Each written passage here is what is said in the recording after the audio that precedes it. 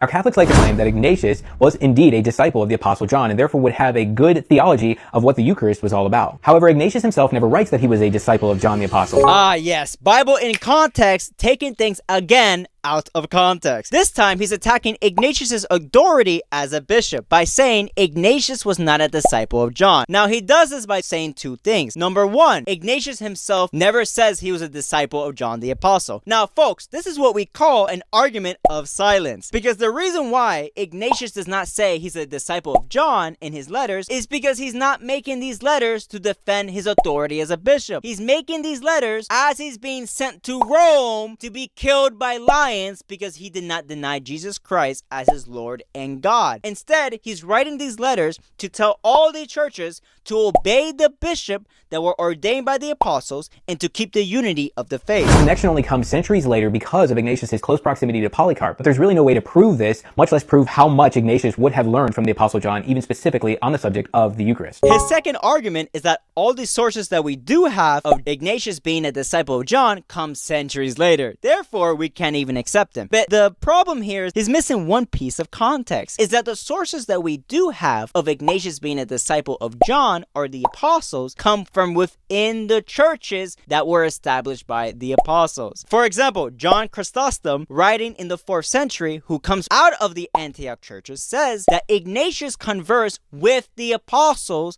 and spoke to the apostles, showing his close connection to the apostles. And the reason why we should even trust him, he's getting this information from the Antioch churches, which were established by the apostles to preserve the teachings and scripture from heretics like Bible out of context. Then we also have Jerome, writing in the 4th century also in the West, and he writes that one of the disciples of John was Ignatius of Antioch. Now, even if we grant him that Ignatius was not a disciple of John, it still does not diminish his authority and interpretation of the scripture, because he's ignoring one key factor. It's the fact that Ignatius was the second bishop of Antioch. Now, unlike today, where his denomination allows you to just start a church up in any strip mall you want, the churches that were established by the apostles had strict rules. The bishop had to be ordained by someone who was ordained by an apostle or an apostle themselves. Second, the bishop had to be trained and taught in the deposit of faith. So the very fact that Ignatius is the second bishop of Antioch shows that he was handpicked either by an apostle or by the first bishop of Antioch, because he was well taught in the scriptures and well taught in the deposit of faith, which proves that when he talks about the Eucharist, he's not speaking from his own personal opinion, but he's teaching about what he received from the apostles or from the disciple of the apostles.